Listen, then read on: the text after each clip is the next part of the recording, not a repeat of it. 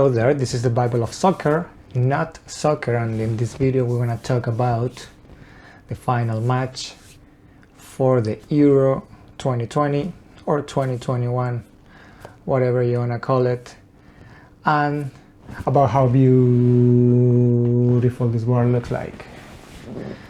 I remind you that I'm here with no guidelines, no teleprompter, no master edition, recording everything from my cell phone, and I speak like this, a little bit slow, so I won't lose my train of thought. Okay, so we're gonna talk today about the final match preview for the Euro this year, England against Italy. So we want to talk first about England with Gareth Southgate coaching this team. Okay, so we have previously studied these both teams. The links for this is gonna be at the description down here. So I have a video about Italy and explaining all their system with Mancini, and I have another video about England, and I explain there how Southgate usually plays. Okay, but we want to have a little explanation here of about what to expect when these two teams may play tomorrow. Okay, they're gonna play tomorrow. So we know, we already explained that Gareth Southgate, sometimes he plays with 3 at the back, sometimes with 4. Okay, but the rest, the formation, it may be different with 3 or with 4, but the system of attacking and the system of defending is the same. Okay, usually when he plays against teams that go with a line of 3 in defense, he does the same. Okay, but sometimes he does it for other reasons. Okay, but most of the time he plays with 4 on the back. And we have said before that this team, when this team goes into the attacking, okay, they start organizing from this part of the field, and they're gonna do like this trajectory, or this one if they come from the other side. So it's gonna be like this, okay, like an X kind of trajectory that they do. And sometimes when they go this way, if they cannot find a good organization to attack directly, they either go straight or this way, and then they're gonna just do a center pass by air to look a head kick and try to score. Okay, but that's when this part fails. Okay, we have seen many goals that the organization starts here in the middle and they come from these 2 sides, and we also have seen so many goals that comes from center pass by air and head kick. Okay, and how this team defends, we have explained that when this team is being attacked, they want the player that is in the zone or in the area where the attacking is coming from is going to come and take care of him, and another player is going to come from the back.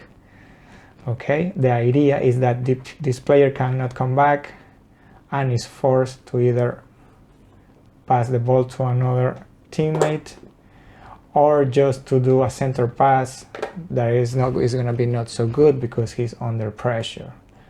Okay, so basically this is how they defend, also because they fear in what they're really good, which is center pass by air and head kick. They are afraid that the opposite team does the same. Okay, so they're gonna try to avoid that, and that creates, they have a movement here also. Okay, when this player doesn't even go back or pass it. Okay, well, sometimes when they pass it too, but when this player just try to come in, what's going to happen is that this one is going to stay always like in their zone or the area, and this one is going to try to run really fast and position there, get the position there while this running. So it's going to be running behind, this one is going to try to come here, this one is going to pass, and then he's going to wait there, then everybody, he's going to be in this position, its original position, okay, or of course he's going to be marking there, but this one is going to be in charge of blocking and helping there with the marcation or with the pressure, okay, with the defense. Okay, so that's how they defend. So this create the weak point for England, which is here and here.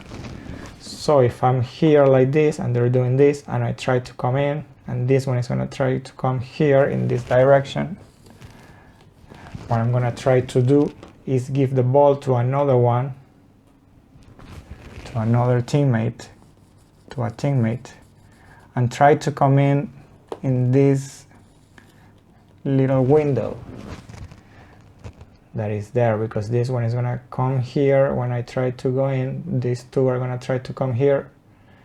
I can give the pass a little bit maybe forward, this one is going to pick it up there, and this is the weak point for England. Okay, now let's go to Italy and let's explain a little bit how they play. So Italy, we have seen, we don't really need to put all the players, but Italy plays a little bit different. Okay, what Italy is going to do, how do they score the goals? Let me just use blue for Italy. Okay, so we already explained in a previous video that Italy, they are very vertical, and what they do is that they're gonna do iterations. Okay, they're gonna go vertical like this. If they cannot find a good organization, they're gonna do another iteration in a vertical way, but in the next part of the field, like this. They're gonna try here, and they're gonna try here, okay? And here they're gonna try here. Okay, so what can we expect from this match? That probably at some point one of these iterations is gonna come here and eventually it's gonna be a goal, or is going to be a good situation when they discover this little gap there. Okay, they can discover the gap, or they can do the same that I'm doing here. Okay, that I'm trying to study England and trying to see how they can be beaten. Okay, their weak points. Okay, now let's talk about how Italy defends. So Italy, when the opposite team is trying to come out, they usually do high pressure with one very close from where the ball is coming, and then three more that are going to be expecting, okay, where this ball is gonna go. Okay, usually England plays 4-2-3 with these two very open, because they need to have already two players there where the organization is going to start. So they usually play 4-2-3-1, but these three are like this, and usually this one is a little bit more forward. Okay, but we're going to put it there for now. So England is trying to come out. Italy is going to be pressured with one there, three there. Okay, they're going to come here. Everybody is going to come here. They're going to do a high pressure. Okay, the idea of this is also, beside of this vertical attack, they try to force a mistake or steal the ball and try to do a quick organization here, or a quick try to score. Okay, but let's say that, okay, England was able, or the rival for Italy already escaped from this high pressure. What's going to happen is that Italy, in this part of the field, okay, they don't do pressure. Okay, they only do pressure here and here. Okay, so here they just pressure, try to get the ball back to have a quick organization. If they fail, if they cannot accomplish it, they just give away all this part of the field. And then, okay, then they come back. So this midfielder was there, this one was there, and these three, usually one of them is going to come back to help in the pressure from the side where the attacking is coming from. So in this case, the attacking is coming from here, right? So this one may be coming back, okay, or staying there, just to make sure that this one doesn't come back. Similar tactic as England do themselves, okay, but usually it's the midfielder who is there and the defensive midfielder plus the player who is in that zone where the attacking is coming from. Okay, so in this case there are three. They're usually gonna do pressure and trying to steal the ball. Then on the other side we will have also like group of three or group of two getting the other players. You don't gonna see in Italy like a big line, like the line of 4 and the line of 3 coming together and making a line of 7 or a line of 9. You're not gonna see that in this Italy team. What they do is just pressure, okay, the player who has the ball, or being already kind of being in the awareness of the rest of the players in little groups. It can be groups of 3 for the players who are close to here. Even if there are more players, okay, they are going to be very like expecting what's going to happen. If this ball goes there, it's going to have always 2 or 3 players, ideally 3, okay, and 2 just for the ones that are a little bit fatter, or the ones that are going to be probably receiving a pass. Okay, so it's kind of it looks disorganized, but it's organized. It makes sense. They just making pressure in by little groups. Okay, but what is the problem with this? What is this problem with this system? Okay, the problem with the system is that we already explained that in that video where we talk about Italy. Okay, so we're just gonna go directly to what the problem is. The problem is that these 2 players has a lot of work, because when they have to do the high pressure, let's say the attacking is this side, this one has to be going up, and when they're being attacked, he has to come down. The same here. Okay, they run a lot. This one doesn't run too much, because this one is just, if the attacking coming this way, he goes here. If the attacking coming this way, he goes here. So these 2 are the ones who are getting very tired under this system. So not only they're getting tired, but they're getting a lot of responsibility. Okay, so they need to be focused. They also can lose easily the position. Okay, so the reason is not because they're getting tired, okay, because every player in every system are getting tired too. When these 2 are tired, maybe this gap is bigger, maybe this gap move forward. Okay, so the reason is not really because they're getting tired, it's because they're getting a lot of responsibility, a lot of movement, and they can lose the position. So in conclusion, we already explained this in very detail in that video where we talked about Mancini's Italy. So these are the weak points for Italy, and what's going to happen is that or what we can expect from this match is that England is attacking in this way, right? Okay, so at some point, if we can notice this this red and this blue lines overlap each other. That means that England is attacking.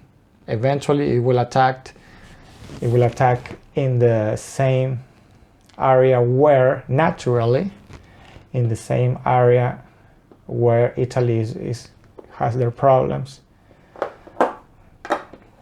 Okay, so they might also find good occasions for scoring as well as here. So in this case, we have what we want to take a look in this video is that both teams, in the way they naturally play, they will find weak points naturally from the opposite team. So in the beginning, we can say that we can expect good occasions, good amount of occasions for scoring, maybe more than one goal for each team. Okay, but we have to remember that always this is a final. Sometimes extra measures are imposed. In this case, okay, maybe England, they can play a little bit different. They can play okay, with the 2, they can just try to clog, okay, a little bit these weak points. And in the case of Italy, they can make just 2 substitutions, early substitutions here, or they simply can have like a double rotation there. Sometimes you do the running, sometimes I do, okay, and they can save some energy. So for the final matches, okay, we know that some extra measures are always taken. So usually these matches tend to be like more careful. The coaches study each other and the players too. But initially we can conclude that we will have good occasions and hopefully more than one goal from each of the teams. Okay, the other thing that we noticed, for example, in the case of England, it was that in some matches they got pressure here, okay, and they were nullified.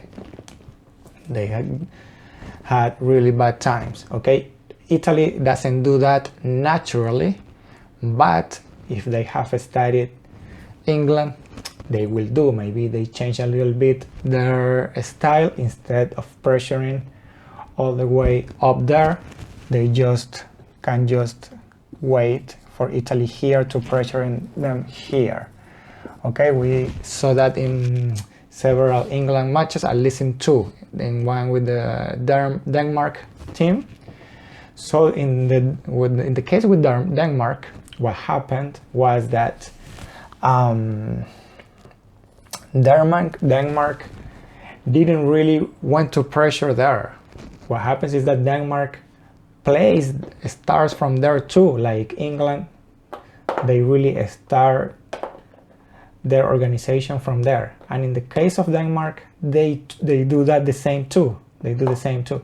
So it was a lot of traffic in this part of the field, and neither Denmark or England were able to really start an organized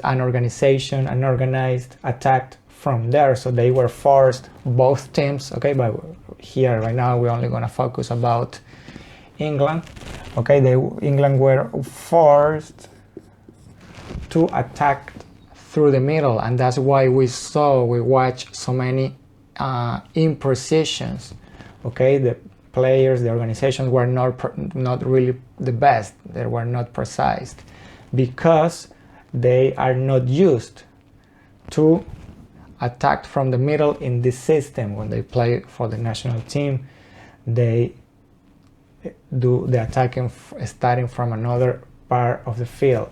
So that's why we saw many mistakes there, many confusions, okay. And in the case of Denmark, it was the same. Basically, Denmark was attacking association with 2 or 3 players, when they usually don't do that. They just start from here and start a very kind of decent organization, okay. And that's what happened in that match. And it was another match, I don't remember what team it was, but it was more like the opposite team noticed that they needed to do the pressure here, and they did. And in that case, it was even worse, because England didn't try to come through the middle. They just kept trying to impose their style through here, and they were not able to do it, okay. And in the case of Italy, another thing that happened is that they're used to, okay, as we said, their style, not only the pressure, but the iterations that they do. What happens with this against Spain? Spain, okay, made the effort to keep the possession of the ball most of the time, and that's always an easy way to nullify the organization from the other team, right? So that's another way that you can let's say reduce this Italy team. Just don't give them the ball.